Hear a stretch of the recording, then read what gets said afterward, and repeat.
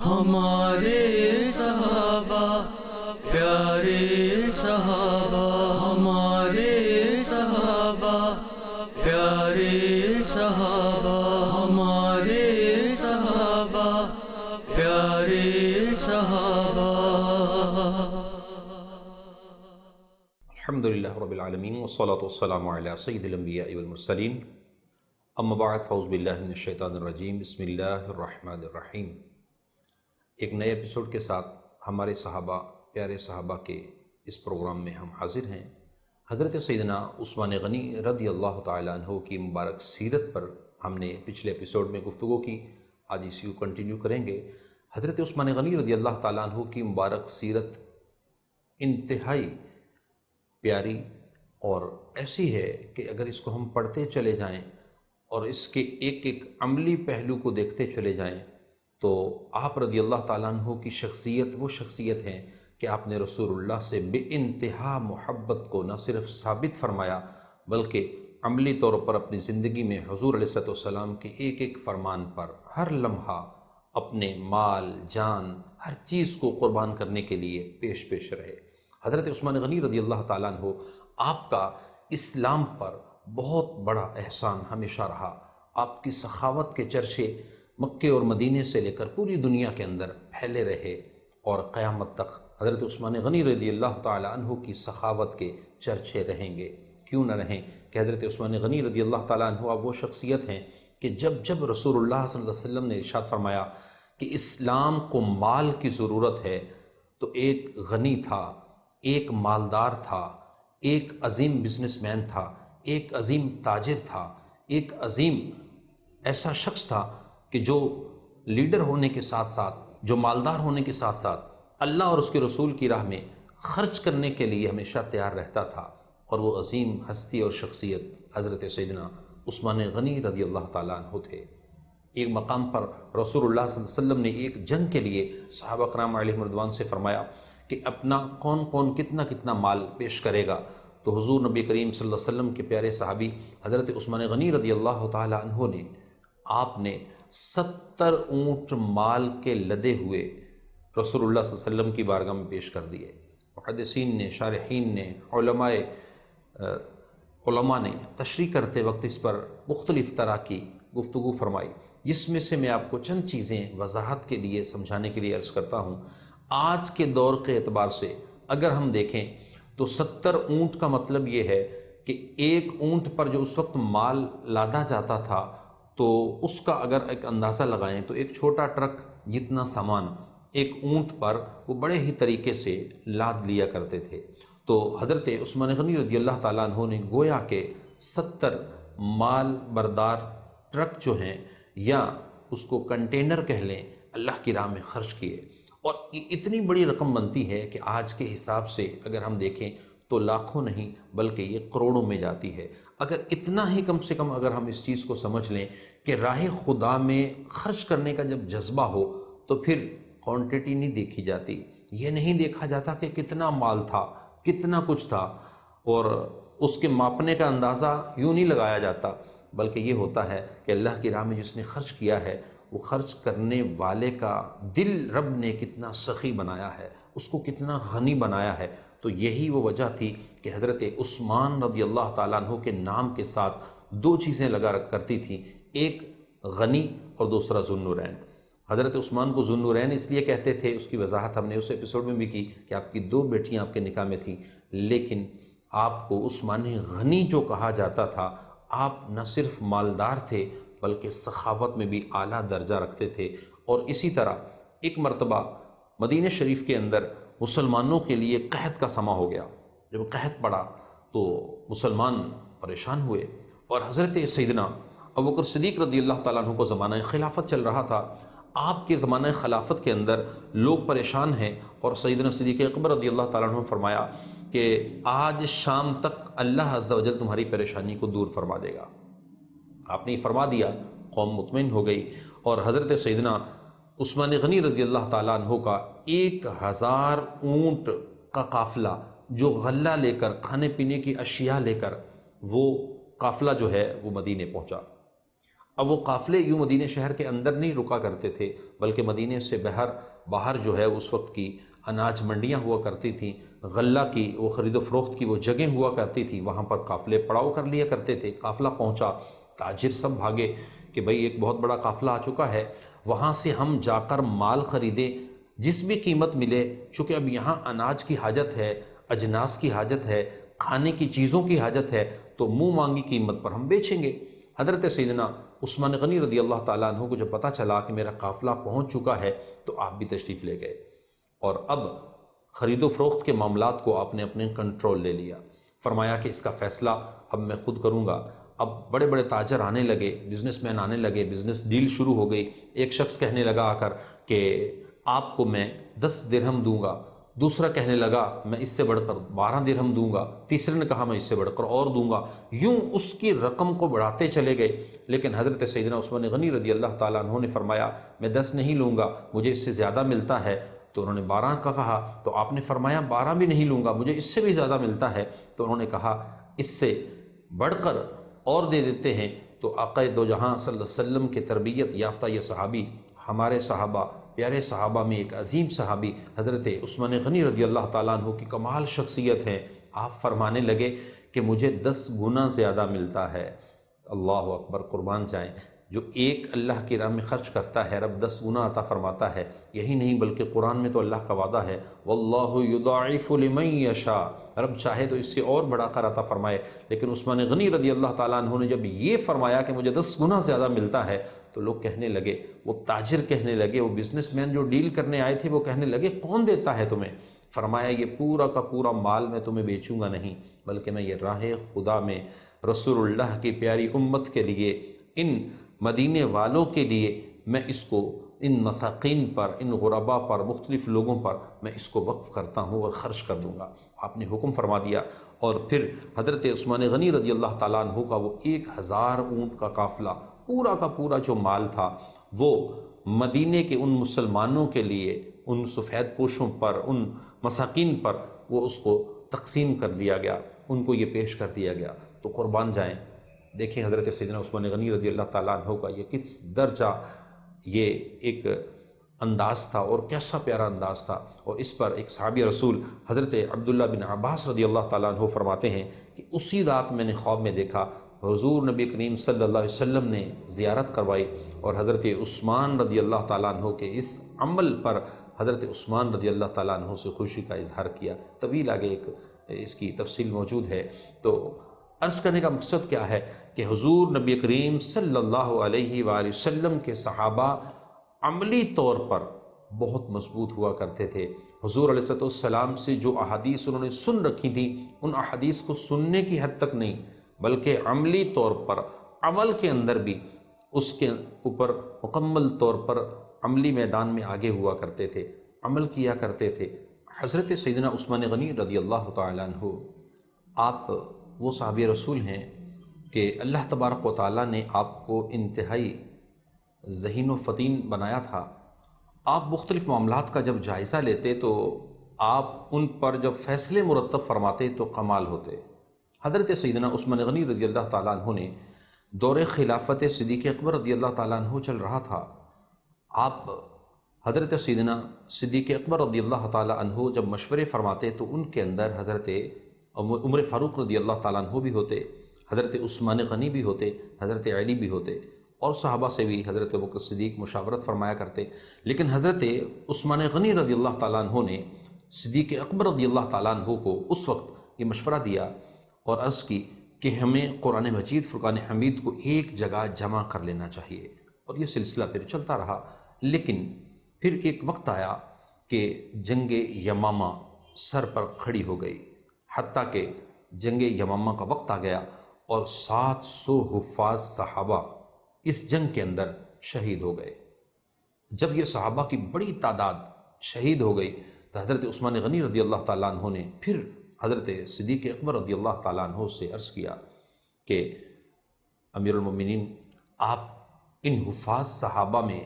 چند مضبوط صحابہ کو لگا کر قرآن مجید فرقان حمید کو ایک جگہ جمع کروا لیجئے۔ لہٰذا جامع القرآن حضرت عثمان غنی رضی اللہ تعالیٰ عنہ معروف اور مشہور ہیں، لیکن صدیق اکبر رضی اللہ تعالیٰ عنہ کے مبارک دور میں پہلا قدم اس پر اٹھایا گیا، اور پھر جنگ یمامہ کے بعد آپ نے حکم دیا کہ صحابہ کرام علیہم رضوان کی ایک جماعت ترتیب دی گئی، اور ان افراد سے کہا گیا کہ قرآن کو ایک ترتیب سے جمع کر دیا جائے۔ تو قرآن کو ابتداً اس وقت جمع کیا گیا، لیکن یہ وہ معاملہ پھر ٹھہر گیا، اس کے نسخے عام نہ کیے گئے۔ حضرت عمر فاروق رضی اللہ تعالیٰ عنہ کی خلافت میں بھی یہ معاملہ ویسا ہی رہا، لیکن حضرت عثمان غنی رضی اللہ تعالیٰ عنہ کی جب خلافت کا دور آیا تو عثمان غنی رضی اللہ تعالیٰ عنہ نے باقاعدہ ہاتھ سے لکھوا کر 3 نسخے تیار کروائے۔ تو آج بھی خط عثمانی، رسم عثمانی یہ آپ سنتے بھی ہیں، باقاعدہ یہ موجود بھی ہیں میوزیمز کے اندر۔ یہ خط عثمانی کے جو قرآن مجید فرقان حمید اس دور میں جس خط میں لکھے گئے تھے، جن حروف کے ساتھ ان کو ترتیب دے کے لکھا گیا تھا، وہ خط عثمانی، رسم عثمانی آج بھی مشہور و معروف ہے، اور باقاعدہ اسی خط اور رسم عثمانی کے قرآن آج پبلش بھی کیے جاتے ہیں۔ تو حضرت عثمان غنی رضی اللہ تعالیٰ عنہ کو جامع القرآن کا بھی لقب دیا گیا کہ آپ جامع القرآن ہیں، آپ نے قرآن کو جمع فرمایا، تاکہ امت جو ہے وہ قرآن کے اس عظیم نسخے پر، قرآن کی اس عظیم کتاب پر ایک جمع ہو جائے۔ اور جامع القرآن کے اس عظیم کارنامے اور کام کے بعد آپ دیکھیں کہ آپ نے کتنی اپنی فہم و فراست سے کتنا عرصہ پہلے یہ مشورہ دیا تھا، اور پھر اس کے بعد قرآن پر عمل بھی کیا گیا، یعنی قرآن کے جمع کرنے پر وہ عمل کیا گیا، اور پھر اس کو اپنے دور کے اندر مکمل طور پر امت کے لیے اس کا آپ نے نفاذ فرمایا۔ تو حضرت سیدنا عثمان غنی رضی اللہ تعالیٰ عنہ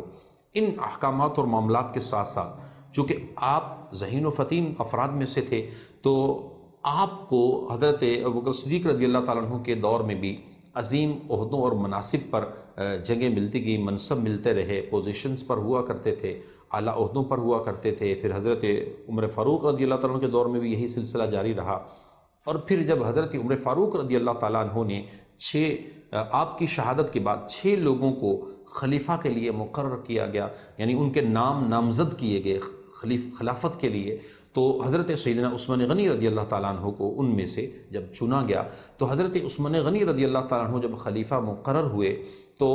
ایک بڑا حیران کر دینے والا اور تعظیم والا، محبت والا ایک واقعہ ہے کہ حضرت سیدنا عثمان غنی رضی اللہ تعالیٰ عنہ جب خلیفہ بنتے ہیں تو منبر رسول پر چونکہ خطبہ دیا جاتا تھا۔ آج آپ کو پتہ ہے ناظرین کہ رسول اللہ صلی اللہ علیہ وسلم نے جو منبر رکھوایا گیا تھا، رسول اللہ صلی اللہ علیہ وسلم کے لیے جو منبر تیار کیا گیا تھا، اس کی سٹیپس ہیں، سیڑھیاں ہیں، پہلی سیڑھی ہے، دوسری ہے، تیسری ہے۔ تو رسول اللہ صلی اللہ علیہ وسلم پہلی سیڑھی پر پاؤں رکھتے، پھر دوسری پر، تیسرے سٹیپ پر، اور وہاں بیٹھ کر آپ خطبہ ارشاد فرماتے۔ تو جب حضرت سیدنا ابوبکر صدیق رضی اللہ تعالیٰ عنہ کی خلافت کا وقت آیا تو آپ نے رسول اللہ صلی اللہ علیہ وسلم کے منبر والا جو آخری سٹیپ تھا اس کو چھوڑ کر نیچے والے سٹیپ پر آپ نے خطبہ دینا شروع کیا، اور جب حضرت ابوبکر صدیق رضی اللہ تعالیٰ عنہ کا وصال ہو گیا تو عمر فاروق رضی اللہ تعالیٰ عنہ نے دوسرے سیکنڈ سٹیپ پر، یعنی جو تیسرے والا سٹیپ تھا اس پر خطبہ دینا شروع کیا۔ اور تعظیم ان صحابہ کی دیکھیں، صدیق اکبر رضی اللہ تعالیٰ عنہ منبر رسول پر اس جگہ نہ بیٹھے جہاں رسول اللہ بیٹھا کرتے تھے، اور حضرت عمر فاروق منبر رسول پر اس جگہ بیٹھ کر خطبہ آپ نے نہیں دیا جہاں صدیق اکبر خطبہ دیتے تھے، یعنی رسول اللہ والی مقام تو اوپر والا تھا۔ اور پھر حضرت سیدنا عثمان غنی رضی اللہ تعالیٰ عنہ کا جب وقت آیا تو آپ نے منبر رسول پر حضرت عمر فاروق والے اس خطبے کے مقام پر بیٹھ کر بھی خطبہ نہیں دیا۔ تو منبر رسول کی یہ 3 جو سٹیپ ہیں، ان کی بھی ایک وضاحت آپ کے سامنے آئی کہ، اور پھر اس کے ساتھ جو سیکھنے والی ایک اور چیز ہمیں پتہ چلی ان بزرگوں کی سیرت سے، صحابہ کی سیرت سے، کہ ان کا تعظیم کا انداز کتنا اعلیٰ اور اولیٰ ہوا کرتا تھا، اور ان کا محبت کا انداز بھی کتنا اعلیٰ اور اولیٰ ہوا کرتا تھا۔ آج مسلمان جب اس انداز میں آپس میں ایک دوسرے کے ساتھ محبت اور الفت کے رشتے رکھنا شروع کر دیں، بڑا چھوٹے کی تعظیم کرے، چھوٹا بڑے کے ساتھ جو ہے وہ تعظیم والا رویہ اختیار کرے، اور بڑا جو ہے وہ شفقت کرے، چھوٹا تعظیم کرے، تو پھر دیکھیں کتنے پہلو زبردست ہو جائیں گے۔ لیکن تکلیف کی بات یہ ہے کہ ہم سیرت اور ان چیزوں کو جب پڑھتے اور سمجھتے ہیں تو ہمیں آج کے حکمرانوں میں حضرت سیدنا عثمان غنی رضی اللہ تعالیٰ عنہ حضرت عمر فاروق، حضرت عثمان غنی، حضرت ابوبکر صدیق، یہ خلافت اور خلفاء، یہ وہ لوگ تھے جو حکمران تھے، یہ وہ لوگ تھے جو خلافت چلاتے تھے، یہ وہ لوگ تھے جو سربراہ تھے۔ آج ان کی سیرت سے ہمیں کیا درس ملتا ہے؟ ناظرین توجہ کیجیے، آج ہم غور کریں، آج ہم جہاں جی رہے ہیں ہمارے گرد و نواح کے اندر، کیا ہمارے حکمرانوں کا یہ انداز ہے کہ بڑے کو، عہدے والے کو، منصب والے کو تعظیم دی جائے، اس کی عزت کا خیال رکھا جائے؟ ایسا نہیں دکھنے کو نہیں ملتا، اور شاید آنکھیں ترس جائیں کہ ہمیں ایسا ماحول کب ملے کہ ایک دوسرے کی تعظیم والا رویہ جو اسلام نے سکھایا ہے، اسلام نے کسی کے تضحیک کا ذہن نہیں دیا، اسلام نے کسی کو اس طریقے سے جو ہے ڈیگریڈ کرنے کا ذہن نہیں دیا، بلکہ اسلام نے تو عزتوں کو محفوظ کیا ہے، عزتوں کی حفاظت کا کہا ہے۔ تو آج کی سیاست نے، آج کے اس نظام نے مسلمانوں میں ایک عجیب بے چینی پیدا کر دی ہے، اور اس کی سب سے بڑی وجہ کیا ہے کہ ہمارے جتنے حکمران ہیں ان کے لیے جو علم سیاست ہے، یا جو ایم اے سیاست کرتے ہیں، یا اسی طرح ڈیفرنٹ علوم کے اندر یہ جو تعلیم حاصل کرتے ہیں، اس تعلیم کے اندر بھی اس وقت صحابہ کرام علیہم رضوان کی سیرت، خلفائے راشدین کی سیرت، عمر بن عبدالعزیز جیسے صحابہ کی سیرت، عثمان غنی رضی اللہ تعالیٰ عنہ جیسے صحابہ کی سیرت، حضرت عمر فاروق رضی اللہ تعالیٰ عنہ جیسے صحابہ کی سیرت، حضرت ابوبکر صدیق رضی اللہ تعالیٰ عنہ جیسے صحابہ اور خلفاء کی سیرت، حکمرانوں کی سیرت، ان کو نہیں پتہ۔ اگر یہ اس کو پڑھتے، سمجھتے، اور پھر اس کے بعد ان چیزوں کے اعتبار سے عمل کی طرف بھی جاتے، تو قطعاً ایسا نہ ہوتا جیسے آج ہمارے ہاں ویڈیوز کے ذریعے سے سیاست کی جاتی ہے، لوگوں کے عیبوں کو اچھال کر سیاست کی جاتی ہے، یہ انداز نہ ہوتا۔ تو ہمیں تو چاہیے کہ ہم بزرگان دین کے سیرت کو پڑھ کر ان کے انداز سے ہم سیکھنے کی طرف جائیں۔ حضرت عثمان غنی رضی اللہ تعالیٰ عنہ کی مبارک سیرت سیاستدانوں کے لیے بھی، بزنس مینوں کے لیے بھی، عام لوگوں کے لیے بھی، جو محبت نبی، محبت رسول کا دعویٰ کرتے ہیں، ان سے محبت والے انداز کے لیے بھی مشعل راہ ہے۔ تو آئیے ایک بڑا پیارا واقعہ سیرت کا واقعہ ہے، محبت والا واقعہ ہے، رسول اللہ سے ان کے عشق اور محبت کا انداز کیا ہوتا تھا، اپنے نبی سے محبت کیسی کرتے تھے، وہ بھی آپ کے سامنے ایک شیئر کرتا ہوں۔ رسول عربی صلی اللہ علیہ وسلم سے حضرت عثمان غنی رضی اللہ تعالیٰ عنہ ایک مرتبہ اجازت مانگ رہے ہیں کہ حضرت دعوت قبول فرما لیجئے، یا رسول اللہ میرے گھر تشریف لے آئیے۔ اب حضرت عثمان غنی رضی اللہ تعالیٰ عنہ رسول اللہ صلی اللہ علیہ وسلم کے صحابی ہیں، رسول اللہ کے دور کے اندر حضرت عثمان غنی رضی اللہ تعالیٰ عنہ آقا دو جہاں صلی اللہ علیہ وسلم کی مبارک حیات میں آپ سے بے انتہا عقیدت بھی رکھتے ہیں، محبت بھی رکھتے ہیں، دوسری طرف رشتہ کون سا ہے؟ ذو النورین ہیں، اور دو بیٹیاں یک کے بعد دیگرے نکاح میں آئی ہیں، ایک کے بعد دوسری نکاح میں آئی ہیں، تعلق در نبوی سے، وہ رشتہ در نبوی سے ایسا ہے کہ آپ داماد رسول بھی ہیں، لیکن تعظیم مصطفیٰ ایسی، محبت مصطفیٰ ایسی کہ حضور نبی علیہ السلام سے چاہ رہے ہیں کہ آپ میرے گھر آئیں۔ آج سسر اور داماد کے رشتے کو، اس پاکیزہ رشتے کو امت کے اندر لوگوں نے کیسا بنا کے رکھ دیا۔ آج لوگ اپنے، جب سسر کا رشتہ سامنے آتا ہے تو داماد کو سسر کی تعظیم کرتا ہوا کسی کو کوئی دیکھ لے تو وہ بڑا ایک عجیب فیلنگ دیتا ہے، حالانکہ ایسا نہیں ہے۔ نبی علیہ السلام نے فرمایا تمہارے 3 باپ ہیں، ایک وہ والد حقیقی ہے جس سے تم پیدا ہوئے، جس کی اولاد ہو، جس کی نسل ہو، اور دوسرا وہ کہ جس نے تمہیں سکھایا پڑھایا، تمہارا استاد ہے، اس نے تمہیں سکھایا، روحانی باپ اس کو کہا گیا۔ اور تیسری چیز فرمایا کہ تمہارا سسر جس نے تمہیں بیٹی دی وہ تمہارا باپ ہے۔ تو کیا اس باپ کی تعظیم تم پر نہیں ہے؟ اپنے والد کی تعظیم کرو، اس کی نہ کرو۔ اور طرح اس کو سمجھ لیجئے کہ رسول عربی صلی اللہ علیہ وسلم نے تعظیم کا تو حکم دیا ہی ہے، تو آج اگر ہم اس چیز کو سامنے رکھتے ہوئے کہ اگر آپ چاہتے ہیں آپ کی وائف، آپ کی بیگم آپ کے والد کی تعظیم کرے، ان کو ابا جی کہیں، تو اگر آپ اپنی وائف کے، اپنی بیگم کے، اپنی زوجہ کے والد کی تعظیم کر لیں گے تو دونوں طرف سے ایک تعظیم کا پہلو ہوگا۔ لیکن یہ باتیں بڑی عجیب لگیں گی، اور ہو سکتا ہے کہ کسی کو لگے کہ یہ کون سی تھیوری ہے یہ تھیوری وہی ہے جو محبت کے رشتوں کی ہے۔ نبی علیہ الصلوۃ والسلام کے صحابہ نے جو انداز اور جو چیز اپنائی تھی، عمل کیا تھا، پھر اس کے بعد وہ رسول اللہ صلی اللہ علیہ وسلم سے ایک نبی اور امتی کا رشتہ بھی رکھتے تھے۔ تو آئیے اس پہلو کے ساتھ بھی اس کو دیکھ لیتے ہیں۔ حضرت عثمان غنی رضی اللہ تعالیٰ عنہ نے حضرت رسول عربی صلی اللہ علیہ وسلم سے عرض کیا دعوت قبول کر لیجئے۔ رسول اللہ صلی اللہ علیہ وسلم نے ایک دن فرما دیا ٹھیک ہے عثمان، تیرے گھر کی دعوت کو قبول کیا۔ وقت طے ہو گیا، حضرت سیدنا عثمان غنی رضی اللہ تعالیٰ عنہ آپ نے دعوت کا اہتمام کرنا شروع کر لیا۔ نماز پڑھی، رسول اللہ صلی اللہ علیہ وسلم ساتھ ہیں اور حضرت عثمان غنی رضی اللہ تعالیٰ عنہ بھی اپنے ایک قافلے اور صحابہ کے ساتھ چل رہے ہیں۔ تو حضرت عثمان غنی رضی اللہ تعالیٰ عنہ نے اپنے ایک غلام کو حکم دیا، اپنے ایک خادم کو حکم دیا کہ نبی علیہ الصلوۃ والسلام مسجد نبوی سے نکلیں، ہر قدم کو گنتے جانا، قربان جائیں۔ کیا پیارا انداز تھا۔ حضرت سیدنا عثمان غنی رضی اللہ تعالیٰ عنہ نے ایک ایک قدم کو گنوانا شروع کر لیا، اور جیسے ہی رسول اللہ صلی اللہ علیہ وسلم کا آخری قدم حضرت عثمان غنی کے دروازے میں داخل ہوا تو آپ نے فرمایا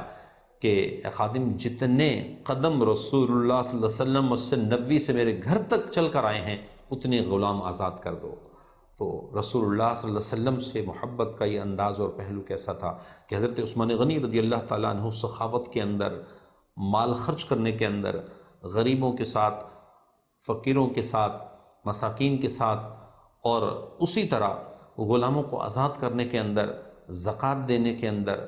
اور امت کے اصلاحی پہلوؤں کے اندر، اور ویلفیئر اور چیریٹی کے کاموں کے اندر رسول اللہ صلی اللہ علیہ وسلم کس طرح آگے بڑھا کرتے تھے۔ اسلامی جو ہماری ایک یہ ٹرمنالوجی ہے، اسلامی جو ہماری ایک اصطلاح ہے، وہ کیا ہے کہ ہم اللہ تبارک و تعالیٰ کی راہ میں جب خرچ کرتے ہیں تو اس کو ہم خیرات بھی کہتے ہیں، صدقات بھی کہتے ہیں۔ اور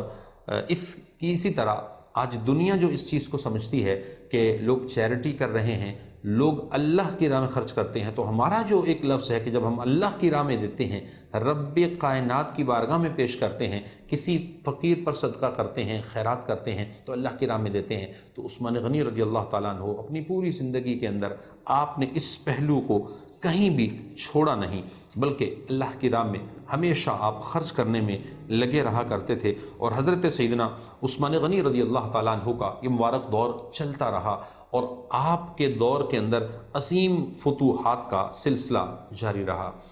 اگرچہ کہ حضرت عثمان غنی رضی اللہ تعالیٰ عنہ کے دور کے اندر بڑے بڑے فتنے شروع ہو چکے تھے، اور اسی فتوحات اور اس فتنوں کے دور کے اندر حضرت عثمان غنی رضی اللہ تعالیٰ عنہ کے وہ آخری ایام بھی تھے۔ حضرت عثمان غنی رضی اللہ تعالیٰ عنہ نے 24 سن ہجری سے لے کر، اس کی پوری ایک تاریخ ہے کہ تقریباً جو ہے وہ 24 سن ہجری سے لے کر 34 سن ہجری تک حضرت عثمان غنی رضی اللہ تعالیٰ عنہ نے مختلف طرح کی فتوحات اور چیزوں کو اس میں آپ نے اس حصے کو طے کیا۔ لیکن حضرت عثمان غنی رضی اللہ تعالیٰ عنہ کا ایک کمال انداز یہ تھا، آپ قرآن کی تلاوت سے انتہا محبت فرماتے تھے، اتنی محبت فرماتے تھے کہ آپ رضی اللہ تعالیٰ عنہ نے 24 سن ہجری سے لے کر 34 سن ہجری تک مختلف طرح کی فتوحات بھی کیں، مختلف طرح کے معاملات بھی کیے۔ آپ نے امت کو سنبھالا بھی، فتنوں سے نکالا بھی، ہر فتنے کا مقابلہ بھی کیا۔ لیکن وہ وقت پھر آ گیا کہ حضرت سیدنا عثمان غنی رضی اللہ تعالیٰ عنہ کو، آپ کے گھر کو باغیوں نے گھیر لیا، اور حضرت سیدنا عثمان غنی رضی اللہ تعالیٰ عنہ کو جب شہید کیا گیا تو آپ کا اس وقت جب شہادت کا وقت آیا تو اس وقت بھی حضرت عثمان غنی رضی اللہ تعالیٰ عنہ آپ تلاوت قرآن فرما رہے تھے، حتیٰ کہ حضرت عثمان غنی رضی اللہ تعالیٰ عنہ کے سامنے جو قرآن کا نسخہ موجود تھا، جب آپ کو شہید کیا گیا تو آپ کے خون کے چھینٹے، آپ کے خون اس قرآن کے نسخے پر بھی جا پہنچا، اور آپ خالق حقیقی سے جا ملے۔ تو حضرت سیدنا عثمان غنی رضی اللہ تعالیٰ عنہ کی مبارک سیرت بہت ہی پیاری سیرت ہے۔ ہمیں عملی طور پر اس کو سننے سمجھنے کے بعد عملی میدان میں آگے بڑھنے کی ضرورت ہے۔ آج مسلمانوں میں علم بہت ہے، عمل کی کمی ہے۔ خدا کے لیے اپنے آپ کو، اپنے مسلمان بھائیوں کو عملی میدان میں لائیے، نمازوں کی پابندی کیجیے، شریعت پر عمل کیجیے۔ انشاءاللہ رب کائنات کے فضل و کرم سے یہ امت پھر سے ایک مضبوط امت بنے گی، صحابہ کے مبارک دور کی یادیں تازہ ہوں گی۔ اللہ نگہبان، اللہ ہم سب کو دنیا آخرت کی بھلائیاں نصیب فرمائے۔ ہمارے صحابہ پیارے صحابہ ہمارے صحابہ، پیارے صحابہ ہمارے صحابہ، پیارے صحابہ